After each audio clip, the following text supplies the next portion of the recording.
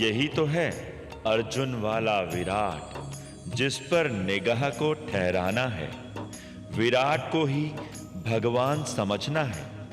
अब इसके साथ यह भी समझ लो कि ब्रह्म स्वरूप क्या है। नित्य चेतन सत्ता जब आत्म दर्पण में प्रतिबिंबित हो, स्पष्टता से प्रकृति के प्रत्येक रूप रंग में सूक्ष्माति सूक्ष्म रूप से प्रकट हो व्यक्त होती है, तो वह ब्रह्म स्वरूप कहलाती है।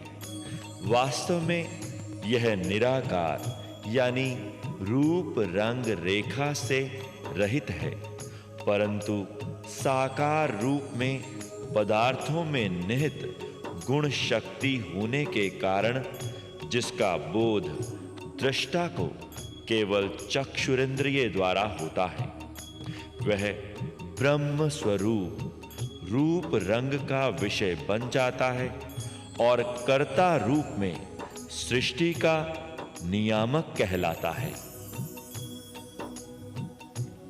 अच्छा, अब पता चला कि ब्रह्म का वह विज्ञ रूप जिसे गुणों के आधार पर पूर्ण विवेचना उपरांत जाना जा सके, ब्रह्म स्वरूप कहते हैं। लेकिन ब्रह्म स्वरूप कार्यवंत किस प्रकार होता है? बहुत अच्छा प्रश्न किया आपने।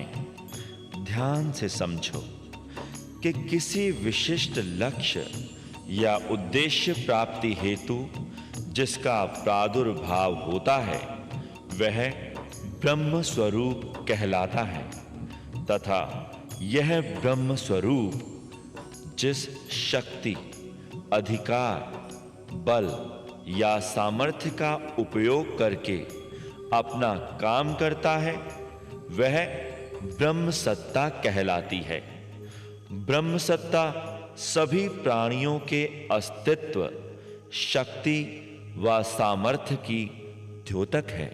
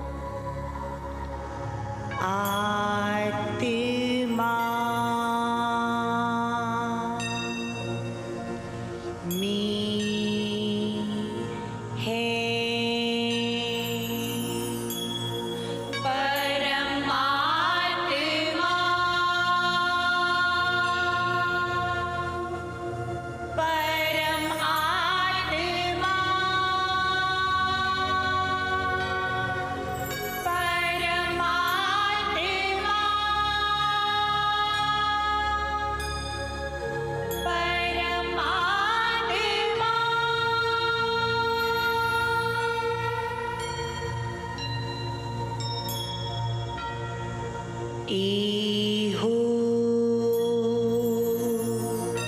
असलियत ब्रह्म स्वरूप प्रकाश है जी।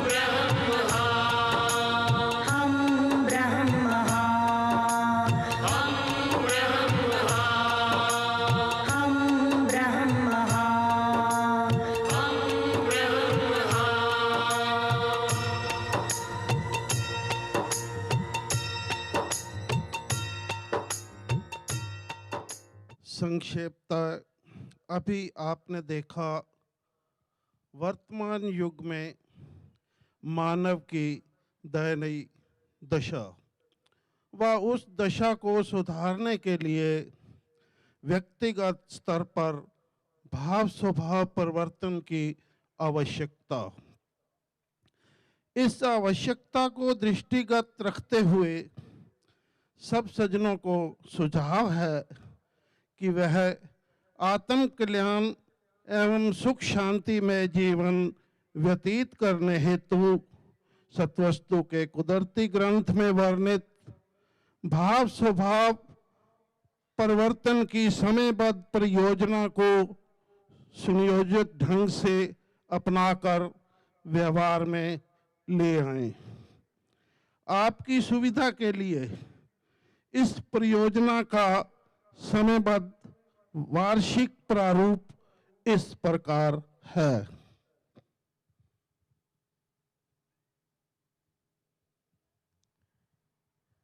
प्रथम त्रैमासिक योजना के अंतर्गत सज्जनों ने सज्जन भाव को व्यवहार में लाते हुए अंदरूनी और बैरूनी वृत्ति दोनों का रोना झुकना बंद करना है, क्योंकि संकल्प झुकता है और इंसान रोता है। इसलिए जीवा स्वतंत्र और अफुर अवस्था को धारण करना है। द्वितीय त्रैमासिक योजना के अंतर्गत सज्जनों ने अब तक अपनाए कलयुगी भाव स्वभाव हटा हौ मैं को मिटाकर यह शरीर रूपी घर सत्युग बना लेना है। इसके साथ ही विराट दृष्टि अर्थात सर्वव्यापक भगवान देखना, पकड़ना और इसी वृत्ति पर खड़े होकर ब्रह्म वृत्ति अर्थात एक निगाह, एक दृष्टि, एक दर्शन को ठहरा लेना है। ब्रह्म वृत्ति पर स्थिर बने रहने के लिए प्रत्येक सज्जन को ब्रह्म क्या है, ब्रह्म का ज्ञान क्या है, ब्रह्म प्रकाश और ब्रह्म स्वरूप क्या है, इसकी यथार्थता का बोध होना आवश्यक है, जो कि आपको इस आयोजन के दौरान कराया जा चुका है। सत्वस्तु के कुदरती ग्रंथ के अनुसार वृत्ति है जे एहो कमाल, वृत्ति है जे एहो विशाल, इसी द्वारा ही जीत और फतेह है।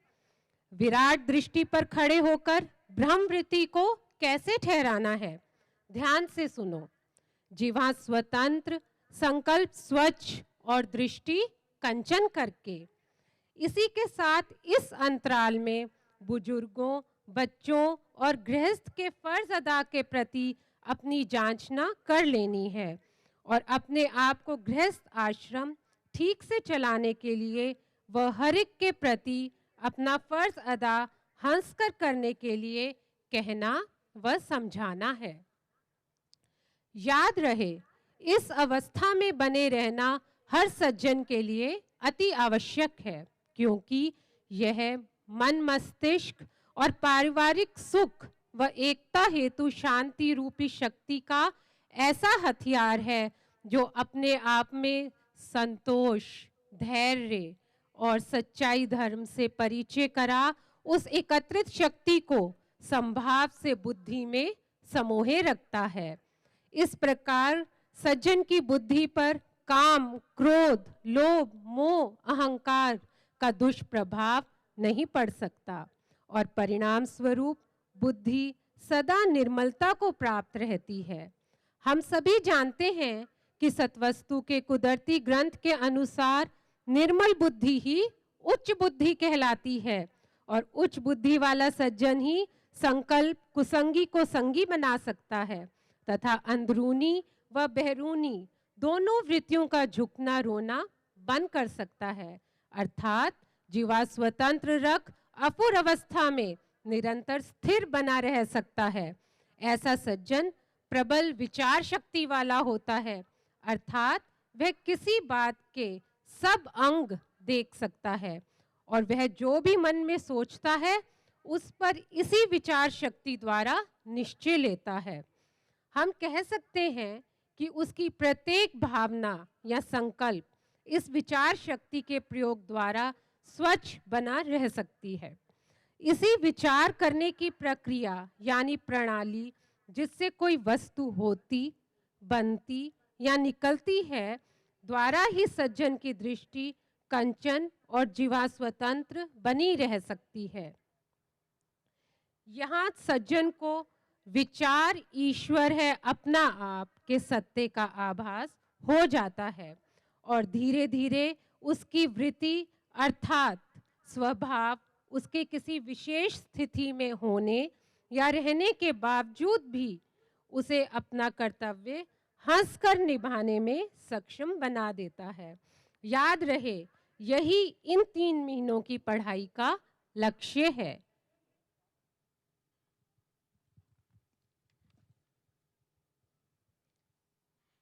तृतीय त्रैमासिक योजना के अंतर्गत विचार, शब्द तथा समभाव समदृष्टि को परिपक्वता से ठहरा लेना है। चतुर्थ त्रैमासिक योजना के अंतर्गत पूर्वोक्त सबक को दोहराते हुए अपना नतीजा समझकर अपनी कमजोरियां दूर कर लेनी है।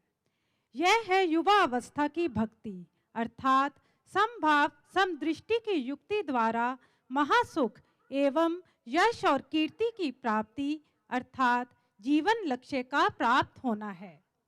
अंततः भाव स्वभाव परिवर्तन के लिए प्रत्येक सज्जन को सत्वस्तु के कुदरती ग्रंथ में वर्णित इस जीवन अनुशासन को समझते हुए अपने आप को इसके अनुसार भली प्रकार से कार्य अथवा आचरण करने के लिए बाध्य करना है अर्थात उपरोक्त परियोजना के प्रारूप का ही आदेश, आज्ञा, उपदेश एवं शिक्षा मानकर इसका नियमानुसार पालन करना है। यह अंदरूनी वृत्ति और बहरूनी वृत्ति की समता, पारिवारिक जनों की एकता और मन मस्तिष्क की शांति अर्थात रोना झुकना बंद करने हेतु अति आवश्यक है। याद रहे कि इन्हीं नियमों की पालना द्वारा ही शारीरिक मानसिक स्वस्थता ठीक बनी रह सकती है और गृहस्थाश्रम व समाज का हर कार्य अफुर्ता व प्रसन्नता से संपन्न करना सुगम हो सकता है। यानी मनुष्य राग द्वेष, वैर विरोध, काम क्रोध, लोभ मोह आदि के भ्रम जाल से निकल स्वतंत्र बुद्धि हो सर्वगुण संपन्न बन सकता है।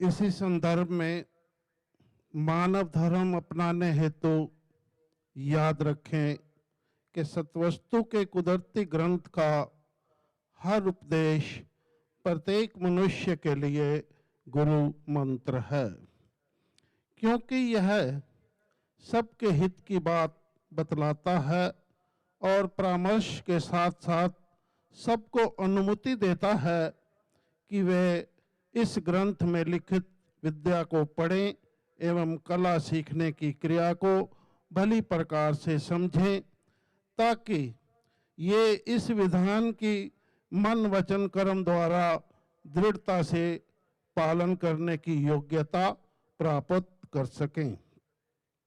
सभी की सूचना हेतु हम ये है बताना भी आवश्यक समझते हैं कि सतयुग में सज्जनों का आचार विचार व व्यवहार ध्यान बल के द्वारा निरंतर पूर्व वर्णित नैतिकता के अनुरूप बना रहता है और उन्हें उसी अनुरूप फल की प्राप्ति होती है। ऐसा इसलिए होता है क्योंकि ध्यान उनके अंतःकरण को सदैव जागृत स्थिति में रखता है और उनके चित्त को अकेले या इंद्रियों के सहित चारों ओर से हटा विषय विशेष पर केंद्रित यानी एकाग्र रखता है। फलस्वरूप उस विषय का स्थान उनके अंतःकरण में सबसे ऊपर हो जाता है और वह विषय के ग्रहण में तत्पर है उसकी सूक्ष्मता से परिचित हो जाते हैं। आज के युग के वातावरण को दृष्टिगत रखते हुए इस क्रिया में 100% सफलता प्राप्ति हेतु यानी ध्यान की स्थिरता अपनाने हेतु प्रत्येक व्यक्ति को संयम अपनाने की आवश्यकता है। संयम अर्थात वश में रखने की क्रिया। संयम शक्ति द्वारा मन व इंद्रियों को वश में रख चित्त वृत्तियों के निरोध द्वारा हानिकारक या बुरी वस्तुओं या बातों से सरलता से बचाव किया जा सकता है। इस द्वारा मानव की अंतर्निहित भिन्न भिन्न प्रकार की शक्तियों को संगठित व नियंत्रित रख उसके भावों स्वभावों को निरंतर निर्विकार मानवता धर्म अनुरूप साधे रखा जा सकता है। ऐसा इसलिए भी कह रहे हैं क्योंकि संयम अपने आप में एक परहेज है जो मानव की शारीरिक मानसिक स्वस्थता और आत्मिक बल को संजोए रखता है और उसे दोषों पापों या बुराइयों से अलग रहने का तथा खाने पीने आदि पर निरंतरण रखने का बल प्रदान करता है। संयम मन और इंद्रियों को बांधने की एक ऐसी क्रिया भाव या बंधन है जो चित्त वृत्तियों के नाश के लिए प्रलयकर है। इससे सात्विक भाव अर्थात सज्जन भाव उजागर होता है और मानव मन वचन कर्म द्वारा निष्काम कर्म करने के योग्य बन जाता है। फिर नियम निश्चय आदि द्वारा वह जो भी करता है सदा निष्कामता की सीमा व मर्यादा में बने रहकर ही करता है। अंततः हम कह सकते हैं कि संयम मानव को मन इंद्रियों और चित्त वृत्तियों की पराधीनता से मुक्त करा स्वतंत्रता से जीते हुए अपने जीवन लक्ष्य प्राप्ति हेतु प्रोत्साहित कर सच्चाई धर्म की राह पर चलने के लिए प्रेरित करता है। फलस्वरूप मानव धार्मिक प्रवृत्ति वाला बनता है और वह आत्म संयम द्वारा इच्छाओं को वश में रखने में सक्षम हो जाता है अर्थात अपना शासक वह स्वयं हो जाता है। इस प्रकार दूसरों की भलाई या हित करने वाला सिद्धांत अपनाकर वह परोपकारी बन परमार्थ ज्ञान अर्थात जीव और ब्रह्म संबंधी ज्ञान यानी सत्य आत्मज्ञान धारणा में जुट जाता है।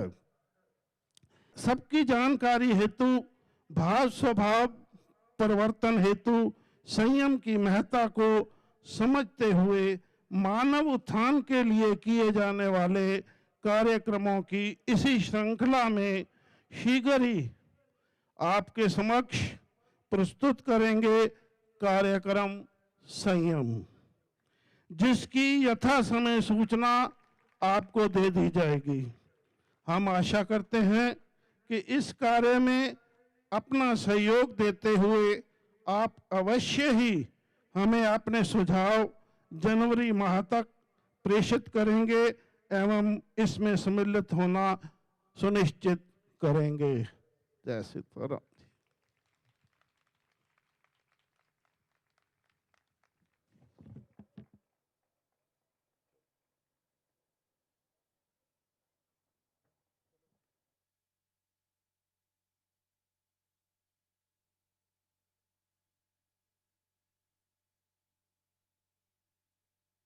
आओ अब सब सज्जन हाथ जोड़ लें और यथास्थान खड़े होकर मिलकर रघुवंशमणि जी की आरती करें।